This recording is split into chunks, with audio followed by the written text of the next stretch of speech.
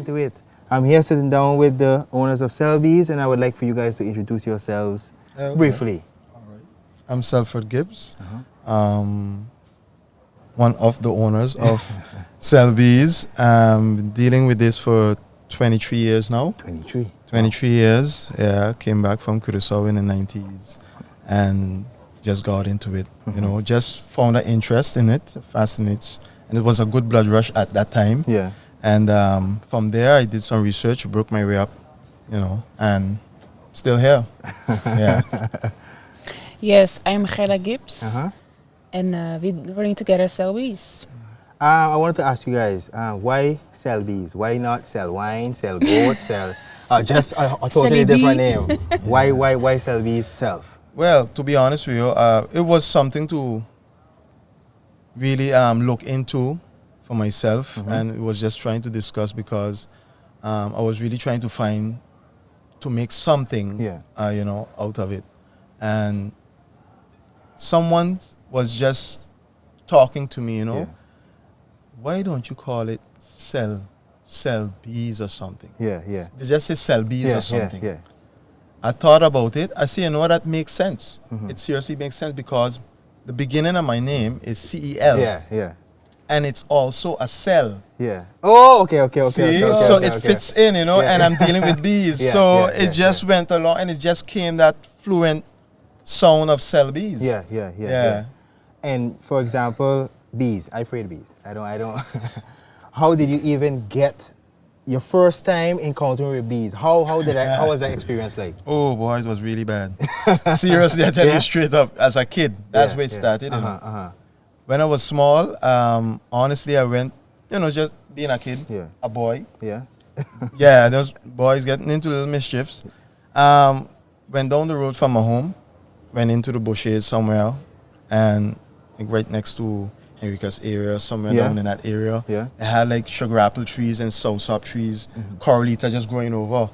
So it had a pile of dirt, like a mountain of dirt, just standing there, some tractor pushed up. I think it was right on the property from where Rashida lived. Okay. Right there. Exactly right there. Big mountain of dirt. So I stand up there and I looking at this big beehive hanging in a tree. So I just, you know, like being a kid, we used to play with these. When it rains, the earth comes like a little compact. So you could break off pieces and it could look like a little piece of cake. Man, I taking all these things. I dropping bombs on these things, you know, just dropping bombs on it. And even know that, thinking that they're going to just stay right over there. Yeah. So I continued throwing and throwing. After a while, I looked and I saw that the soil, part of the soil was a little bit soft. So my shoes were getting dirt in it. Man, and when I hear the buzzing around my head, I look up, one hit me. It just bumped me, you know. I take off running, run down the hill. My two shoes full of dirt. Run down the hill and then take off running up. I think all between where Bennett them was, all there was open. So I run through there and I stop.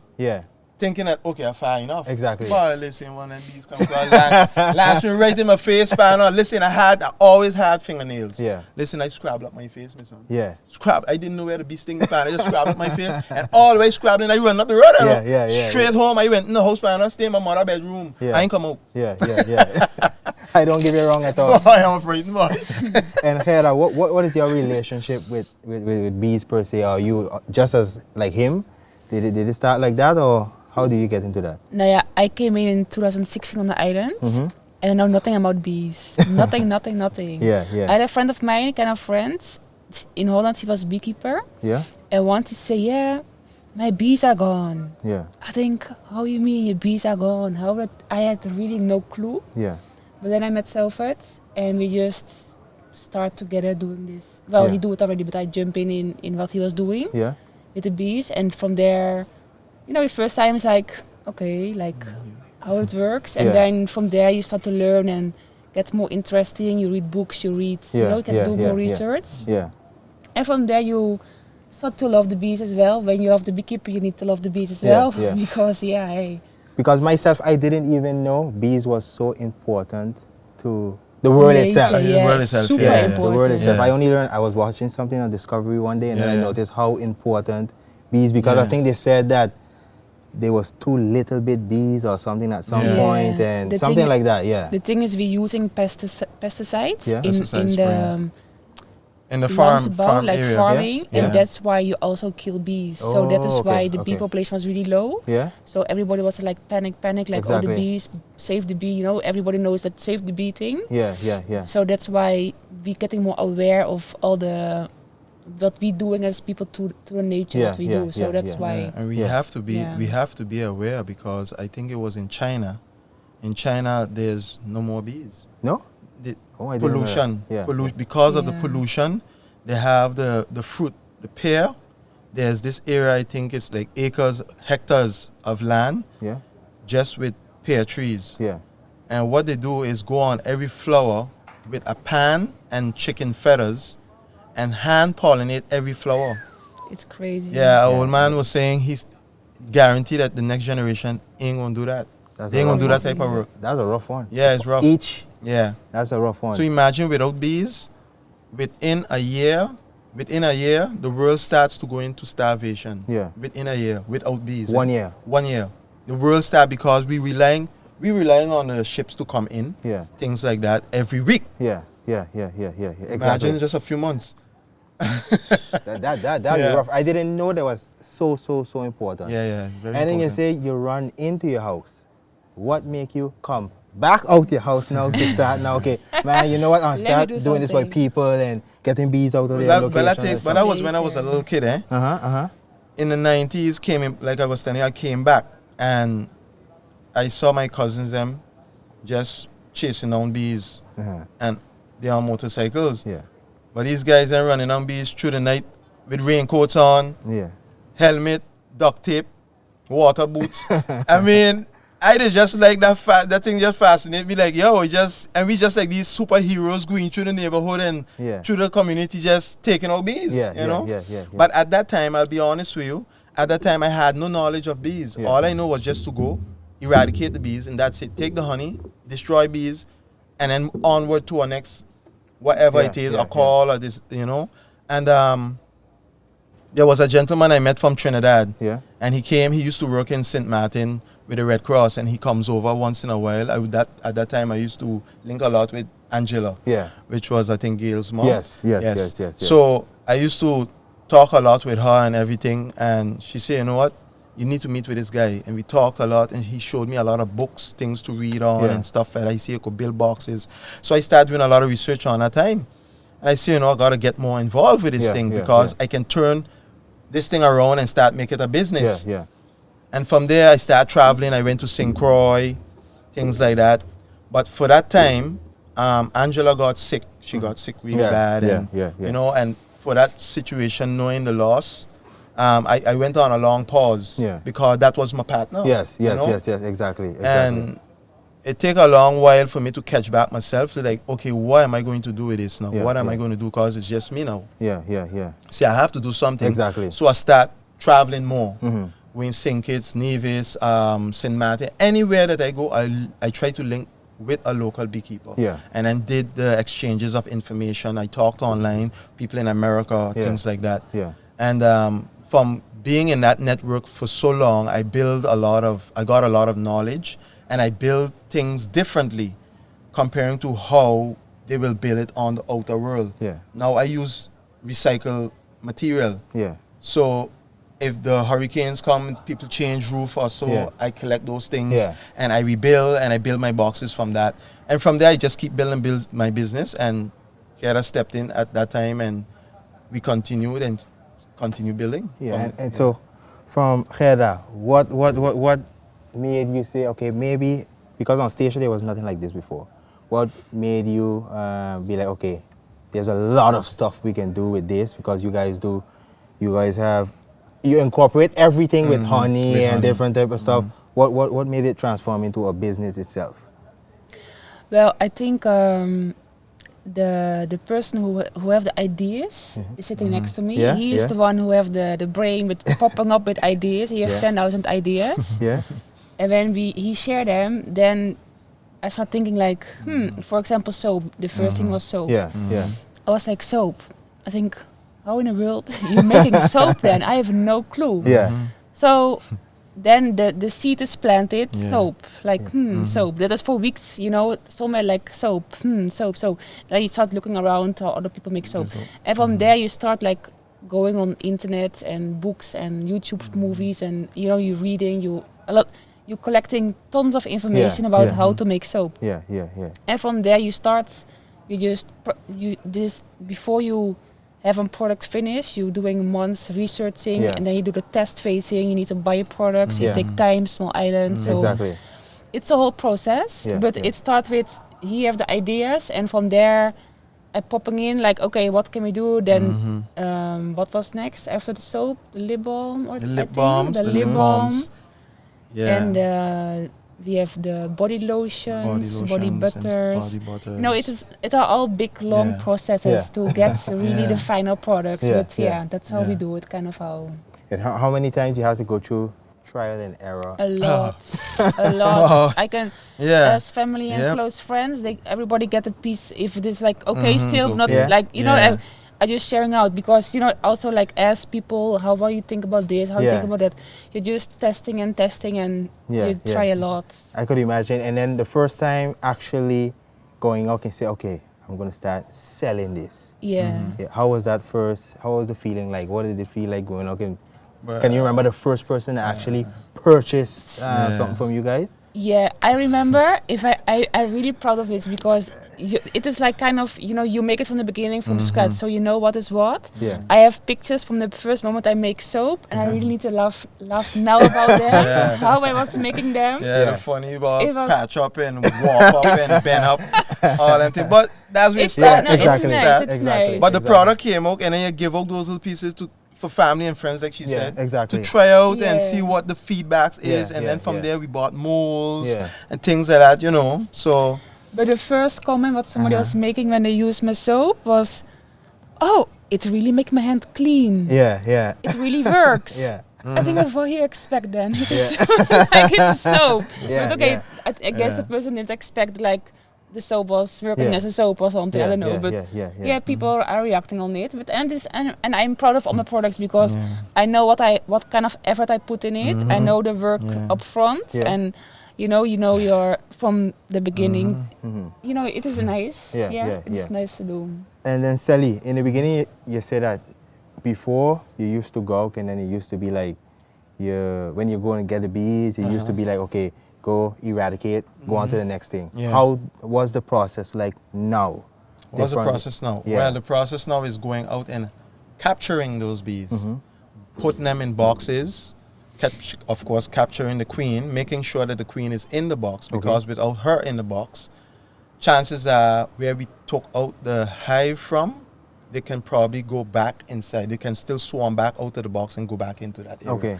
If I don't move the box away from that area immediately, like soon that I remove it from the wall, say for instance right here, and I have the box right here, and I leave the box right here, couple of feet away from the spot where I took it out, the queen can be in there. They will fly right back inside and go there and go back. So what I do now, I have to come back the next day to see if the bees are still in the box or they're in there. And if I know that they're in there, then I know the queen is in there. Because it's 1 out of like 50,000 bees you gotta find. That's serious, So you gotta be going through sometime. I say, you have a little, while I taking out and cutting, I handing her the combs, putting them in the frames. And I'm just waiting now when everything's settled down more or less. Okay, has a handful of bees up in this corner. Chances are she's somewhere in the middle there, so I'll take that, throw it inside of the box. And then when I think that, okay, it's just 1 or 2 here, a few in there, they just scattered all over the place, we let everything settle, come back tomorrow, and then we'll check and see if everything is in the box. If it's in the box, then we know we have the queen inside. And then you say, you just take your hand and you make it sound so like you just take your hand, take it out. And when the bees decide, okay, here's a threat, I want to attack. The moment you enter the house, I come in your house unexpected. I gonna get what I take. I gotta take it, because they're defending themselves. They're defending the home, the queen. But that's why we have a smoker as well. A smoker, it doesn't stop them from stinging you or attacking you, but it helps reduce that.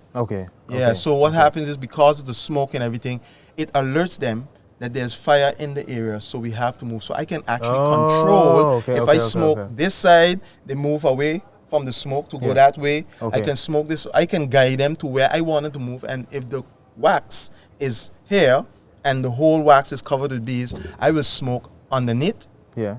And then eventually all will go up. And as they go up, I cut. You have space to work. Space to work. So I cut and I hand her the wax. She put that in the frame. Yeah.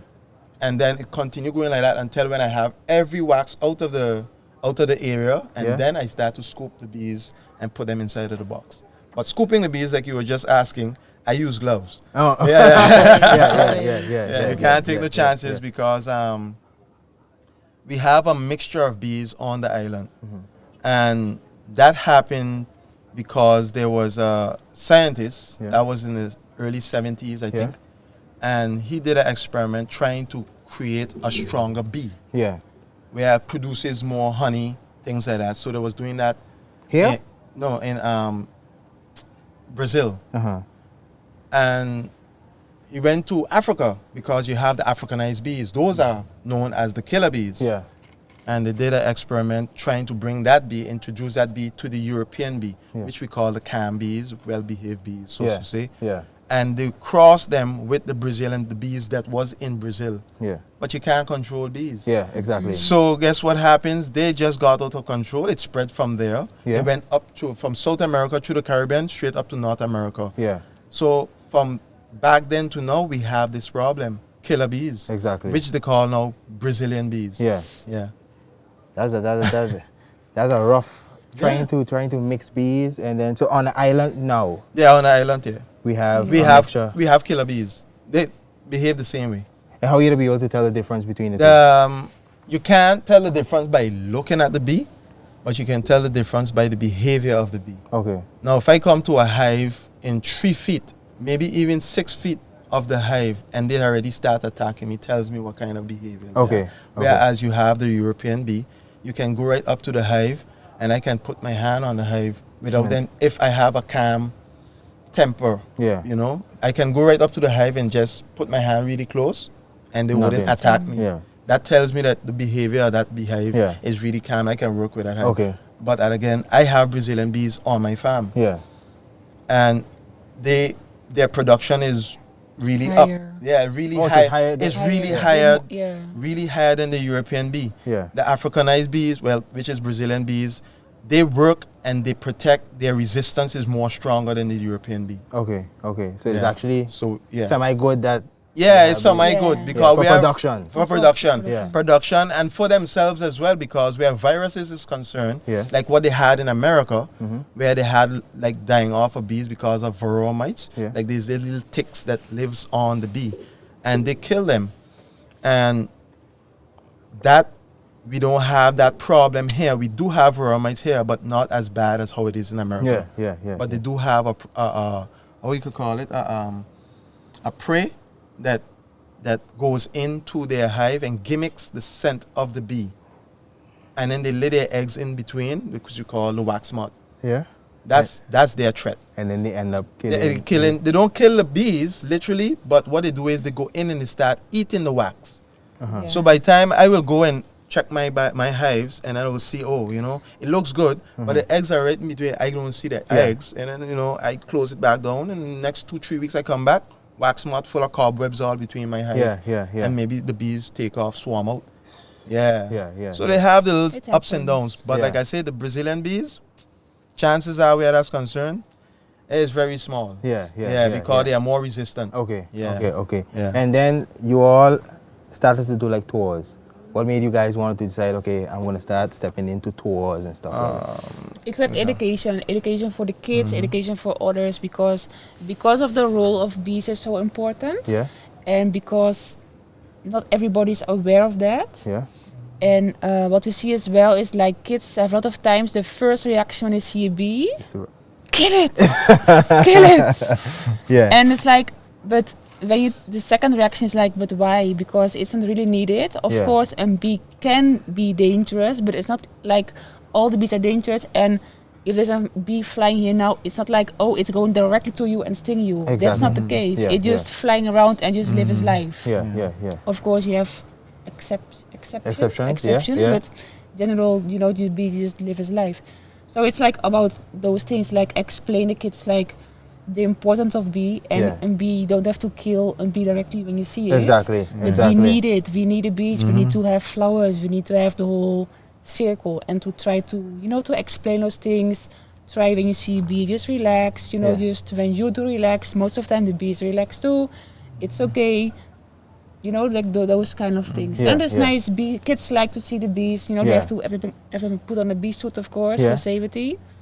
And then go with everybody to the hive. It is also nice to do. Yeah, and I'm sure when you guys do that, you guys meet not only persons from the island, but people from away that come. Yes, that is true. Was there any particular amount of people, type of persons you met that you're like, oh, they're on the island, and you were surprised that these people were here to see? The tour that happens because we are on TripAdvisor as well. Okay. So if you go up and see what's to do on Statia, things like that, it pops up. You can get a tour into a bee farm on Statia, things like that. So, and we also give tours not only for the farms, but also in the quill as well. Oh, nice. So, but you get a good experience, very good experience with tasting the honey, actually going into a hive, things like that. And the kids get to experience something that they never had. And there was once, I think, a little girl, they came from Bonea, family came from Bonea, and we gave her a suit to go down and give a show and tell concerning about bees and schools, presentation. So it was pretty cool. That's nice. That's really nice. No, you go ahead. No, it's all about also not only because of us or something like Celbees, but also the island-wise and in general the importance of bees and have respect for nature. So that's also the message. Exactly. Like a little bit more wider. And let me say, because would you guys eventually look into like training someone to come under you guys, because we all don't live forever? Yeah, exactly. So eventually you need someone else to carry the torch for you. Yeah, is that something that you're thinking about now, or is it something all the time? All the time. I'm always inviting people to come and take part. It's educational as well, so you can learn how to do the trade and also build yourself from there. And if you can even be greater than me, go ahead. Because we need this to continue. Exactly. So we're trying to see, we make it, like I said, we made it educational, so we also give information concerning where the bees started, where they came from, things like that, and what you can also do, like what we do with the products and all that stuff. So it's not just only working with bees, but you can widen that horizon as well, And we speak about the different products that you do. What would you say is the product that most people gravitate to? Honey. Yeah, oh Lord. That's the first. That is the first that people look for, because it is something well needed, especially for diabetics. It is very highly recommended because most people has a sweet tooth. And that is something that is really more natural than the process. Even though that goes through a process, but it goes through a natural process. Exactly. Because honey is actually, it comes from the flower, which is nectar. And the bees drink it. And they go back to the hive and they vomit it back into. So you're actually eating bee vomit. People. So to say. It don't sound so attractive. Yeah, it don't sound so attractive, but that's one of the sweetest vomit you'll ever eat. It is good. Yeah. That's something different. Yeah. And then you guys, I see you guys like doing like wine. Lately I see you guys launch like wine and stuff. How is that going? It's going pretty well. Let's see. We just recently made the last wine there, which is Tamon wine. Okay. Yeah, it's something that's most will have to get familiar with it. But the Jamun wine is something that everyone know. And it has also benefits with it. Both wines they come with benefits as well, health benefits. And but the Jamun wine is something that goes really fast because it's on that brink of a sweet wine. But it's really good, and it's something that you will really love because that flavor, and you taste the berry flavor of it. It's actually called Java plum. Most people know that Java plum, but but it has a very strong powerful, potent to it. Yeah. Guys, it's really, really good. Yeah, it's really good. That's for sure. It's really, really good.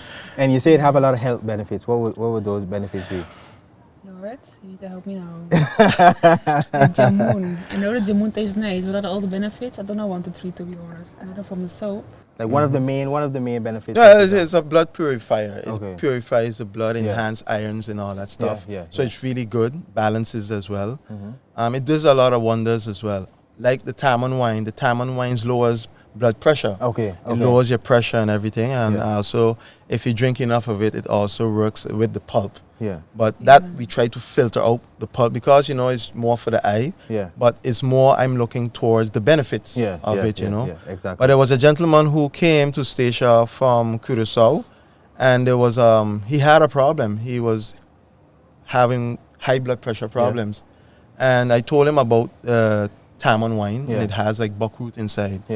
And he was like, I heard about buckroot, you know, because I heard people, Dr. Celbees speak about this root. I say, well, you know, if you want it, when I go, you know, I can bring it, go up the road, I will bring a bottle for you.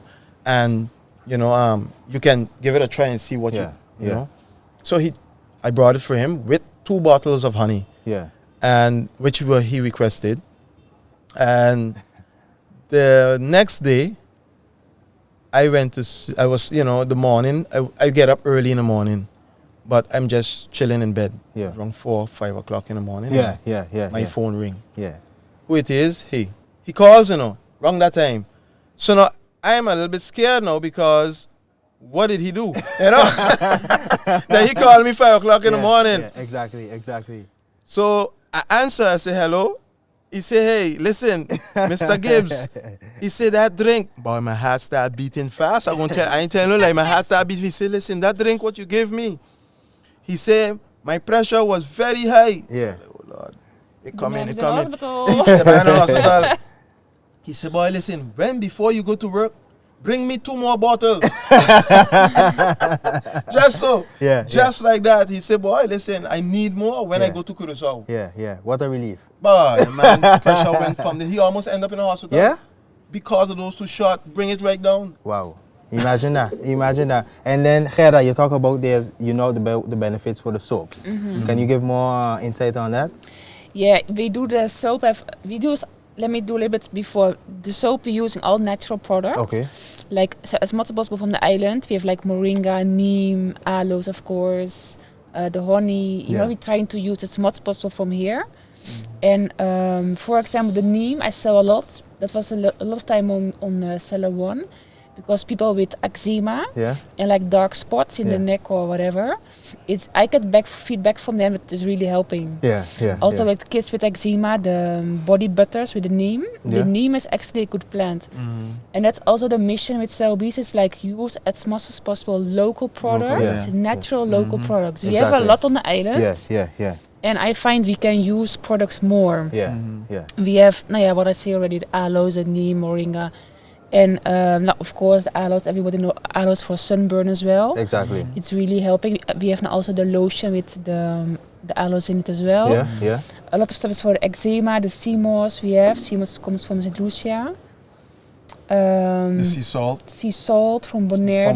You all have a wide range of products. At least soaps, if we cannot find it here, then we're looking for else somewhere in the region. But the main goal is to focus just on here. That is as much as possible. So then you don't have to worry about looking exactly where we gotta go find this and that. Exactly. The sea salt, for instance, it comes from Bonaire. The salt comes from Bonaire. So every colleague or friend that comes from Bonaire is coming up, I ask them to bring at least a bag of that fresh sea salt for us, so we can put into the products.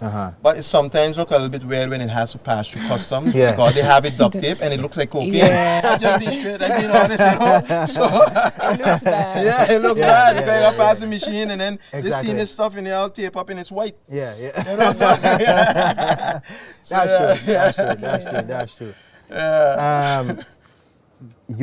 I saw that you all sometimes go to St. Martin. What made you all want to go to St. Martin and sell the product? Because I saw that recently, not too long ago. But that was one of the ideas that I've been thinking about to expand. One of the main goals for Celbees was to push Celbees throughout the Caribbean. Yeah, yeah. That was one of my main visions, and still is. Yeah, yeah. I need to get it out into the Caribbean and get it known. So I decided, well, let's go to St. Martin and see how. And she said that there was a market over in St. Martin, and even when we were at the market, I'm trying to connect with other folks. On the island. Yeah. You know, from coming to the market and also after the market as well. Yeah. Going to like resorts, giving out the cards and explaining what we do, things like that, where we come from. Exactly. And where it's based as well. Yeah. You know, so, and also the importance of the products. Exactly. It's a lot of networking. Sally is good at networking. He likes to network. He loves it. And he met everybody on the world he end up with. Somewhere on the street he find them and he talks and then he come to the farm and he can do that very good. So that's why we just end up all over the place with Celbees, you know, like, oh, I need to hear honey for that one. Like, how you met them? Like the gentleman who we met when it was Monday? Yeah, last Monday. week. Oh, that was weird. Yeah? That was seriously weird. The chances of that was like, yo. Yeah, once in a million. Yeah, really, really slim. Yeah. The gentleman, he's come from St. Barks. Yeah. He came over station because a gentleman who was here from one of the yachts went to St. Barks and tell him, yo, when you go to station, there's a Rasta guy over at station that deal with bees, you know? Yeah. Okay, no problem. He say, okay, you know, because he does deal with bees in St. Barks as well for himself, but as a hobby. Yeah. He say, okay, one of these when I go, I will link with him. Exactly. So he showed up in station now. That was last the month. Week. Yeah. Last week. And he said, well, he was telling us the story. He said he showed up and he was trying to, you know, look around to see if anybody or whatever. He saw a gentleman over there, eye contact, things like that. So the guy see like, you know, he said the guy looked like, you know, he wanted to give help or something. So he went up to the guy, he asked the guy, you know, I just come from St. Barts, you know, and I heard that I'm looking for this Rasta guy who does deal with bees on the island. Do you know where I could find him? He said, yeah, that's my son. Yeah? Seriously? That's your father. Yeah, my father, you know. Yeah. So he gave me the information, he called and talk and WhatsApp. Then we tried to meet up at Gin House. And then he gave me the whole rundown of all kind of things and stories of St. Barts and what he did with the bees and things like that. But it was really, I mean, that chance. Imagine that. Yeah, seriously, you know. So. But it's just from networking, just giving out a card and just giving a good welcome to the island. Yeah, exactly. You doesn't know how far it could. A small impression could go a long way. Exactly. Yeah, that's for sure. Also in Nevis, we met a beekeeper. Oh yeah, you can give a story. There. Yeah. No, we just went to Nevis for a trip. A honeymoon. It was actually a honeymoon. Oh, okay. We went for a honeymoon. 2017. We went there. 18. But 18, the year after, it was earlier. We went later, sorry. Yeah. And we went there and on a honeymoon, say, you know what? Everyone tell us we got to go and visit the botanical garden in Nice. Really nice, you know. So, okay, no problem. I look online, check it out. It look pretty all right, you know. So I say, okay, now we're going to go there. Exactly. Rented a scooter, so we're going all around the island and everything. We're going straight to this place. Yeah. Gone there now. So she walking around checking out plants and all that thing. And she said she had to go to the bathroom. Yeah. So while she went to the bathroom, I walking around, going inside of this cagey thing where they had like certain plants inside this cage. Yeah. And met with an American guy. He's just volunteering, helping. He was helping out a friend. The owner of the place. But I didn't know. He just said a friend. Yeah. Okay, no problem. So he actually talked and everything. He said, well, where are you from? I said, I'm from Station right next door and all that. Giving me even the history of Station. And salute the flag of America. Giving the whole round number. Very short, but very fast. You know. So he said, oh, what do you do? And then I said, well, you know, I deal with bees. The moment I mentioned bees, that was it. He said, listen, we have a bee problem. We have a bee problem. He said, come with me. Come with me. So the man take me, he said, I got to take you to see the owner and think we could discuss on how we got to get rid of this thing. Oh, I passed, gone there. Introduced myself to the lady, you know, all that, explain, blah, blah, blah, blah, blah. But listen, gone, meet up with this guy named Quentin. From England, an old gentleman. But he used to deal with bees too. And I said, okay, I don't have nowhere to put the bees. So if we can contact with him, and then we team up and I help him out, assist him or whatever, and then he goes with the bees. Because I can't go with him, you know, travel on the plane. On the ferry. No, it was on the plane. On the plane. It was on the plane. And she said, okay, we'll arrange it. I got it out.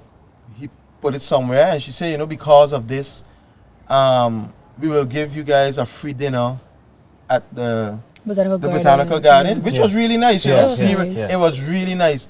And then she said, you know what? The next, I think it was a Thursday, she said, I have another piece of property that you should go and check out. I will carry you and show you the property to see and make sure they don't have any bees there, because someone was dealing with bees and they had bees there, but it's just for you to go and check to make sure that they're still there or they're not there, just to look around. So I went, we went together, we did the whole look around and everything. I only found one hive what was left inside of a box, still good. I told her about it, and she said, you know what, if you're interested, 15 acres of land, if you're interested, you can come back and you can run this. I mean, that's serious. That's serious, man. I'm like, what? Just like that. Just like that. She said, if you want to come and run this thing, I said, bye. So you come from one to the next, opportunities all over the place. Seriously, constant opportunities, straight, boy. Hey, I just was just fascinated by the bees. Take you a very long way. Seriously. That's for sure. That's for sure. What are one of the biggest challenges you had business-wise biggest on challenges? Dry season? Yeah. Dry season. When is dry season? Bee-wise, like, snow, we just came summer. out of, we just came, I think we're still in the phase of dry season because the place is still dry. Yeah. You know, the Easter time and after Easter time going into summertime. Yeah.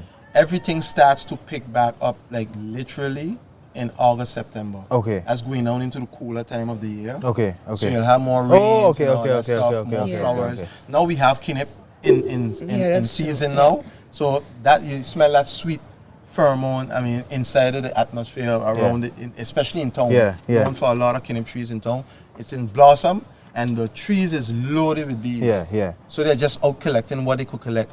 And later on, everything just goes into the dry season, then it picks up in August, September, November, down in there. That's when you get more rain and more cooler of the year as well. And you get more of a flow, honey flow. So to say. But then what do you guys do during that time, the dry season? Nothing. You cannot. You can't do anything. Well, okay, go ahead. Some beekeepers choose to give them sugar water.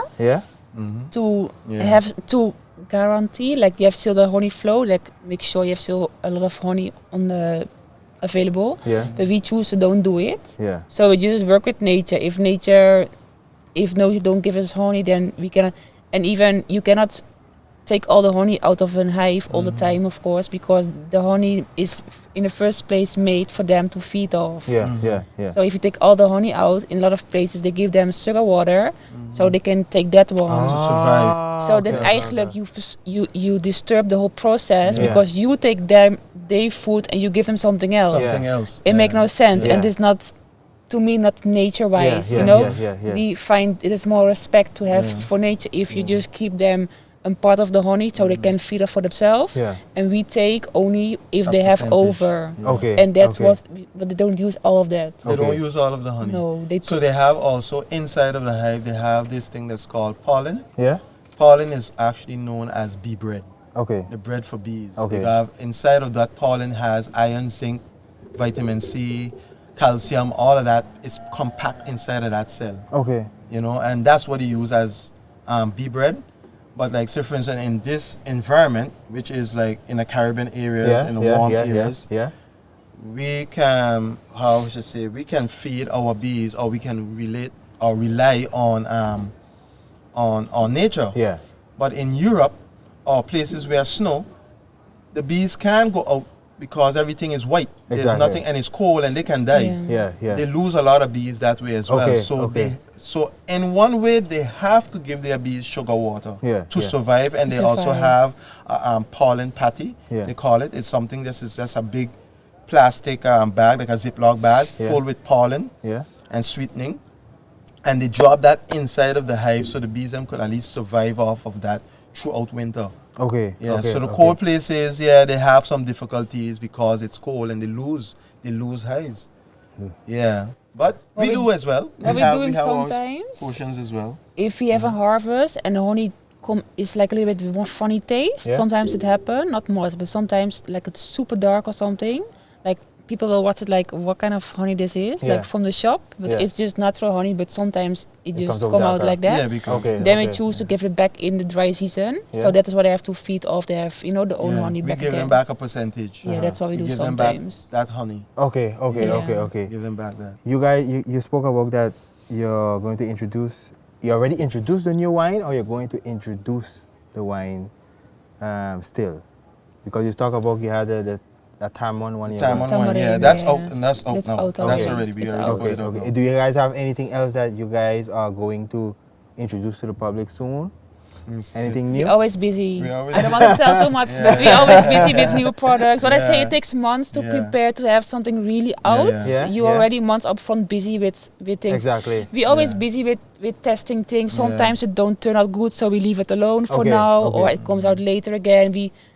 You always busy with testing. I will give you two. Yeah. And that's underarm deodorant and toothpaste. Wow. Just a short little thing, it's small or something. Yeah. Because there's a lot of chemicals inside of the underarm deodorants that we use and things like that. So we try to give things more natural and as possible. Yeah. So that's something that is in the grapevine. It's a nice addition to what you all already have going already. Yeah. So I'd like to ask a few questions. I'd like to go to on the spot, and I just ask a few questions. My first question to you guys would be, let's say you two are writing a book, and it's about let's say it's about your business. What would the title of the book be? I have to think on this one. The title of the book. Yeah. What would the title of the book? What would it be? Why? About our history of dealing with bees, or just in general? It's up to you. It's up to me. Yeah, it's up to you. Book. What will the title be? It could be The Life of Bees on Station. Yeah, something like that I was thinking. It could be The Life of Bees or The Life of a Beekeeper on Station. Yeah. Sounds good. That sounds good to me. Yeah. That sounds good. Don't try to boss it. Don't try to boss it. The life of a beekeeper on Station. Yeah. I think that could. I try to do it a little bit more spectacular, a little bit more smooth, like something. I don't come up 1, 2, 3. I need to soak in. That's the problem. While we talking, you never know, it might come to your mind, and then you. What does? I'm gonna ask two of you guys separate. What does mental health mean to you? Mental health. Yeah. It's everything. What does it mean to you? Yeah. It means a lot. Deeply within my mind, myself. It is something very important to be aware of. Yeah. And to be aware of getting to know who you are, what you're about, and like I think I was telling you about earlier, know where you need to be where you need to be, where you need to go. Yeah. Mental health to me is mental health everything. Yeah. Mental health is chilling in the hangmat with the book or with your music. It is swimming in the sea. It is all your whole well-being. Yeah. And try to balance yourself. Everybody have their stress. Everybody needs to relax. So exactly. I'm trying to think on another question I had in my mind. Where do you guys see Celbees in, let's say, 5 years? A very nice question. The thing is, you can so big as go as you want. I see that correctly. Yeah, you can go as big as you want. There's no limit. Say, well, we stick on station with our products, and we keep going with some Seba products, some orders to Bonaire, some what we do already, like Sint Kids. But we can also push it way more further, all over out. It's how far we want to push it. Yeah. And I think Sally have no roof on his limits. I have more roofs on my limits, but Sally don't have them. So 5 years, if you look back from now and 5 years back, it was already like mind-blowing where we are now. I think we can surprise everybody in where we can be in 5 years. To be honest with you. I don't know exactly where yet, but it can go really big. Yeah. Well, as long as you're being positive and true to yourself. Yeah, for sure. Exactly. You know? Exactly. I believe so. Well. I believe it can go big. Yeah. It's all how big we want it. That's where we can go. Yeah. Simple. Exactly. Yeah, that is so long we push it, and that's what we're doing already. Consistency. And continue networking. Exactly. Sally the networker. He is good on that one, trust me. Is there a message you would like to leave for the viewers? Well, I would say stick by your passion and do that consistency. Yeah. Love what you're doing and believe in it and go for it. Yes. Follow your heart in that way. That's for sure. Yeah. I agree. Yeah. Nothing else to add?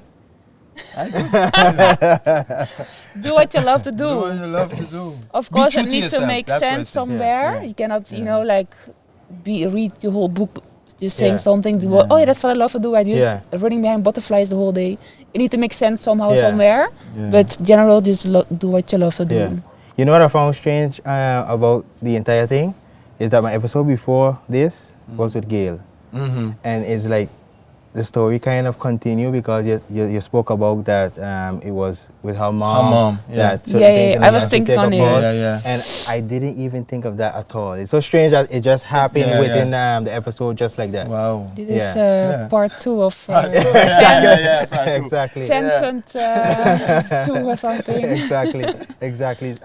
Guys, this was episode number 11. I want to thank you guys for watching.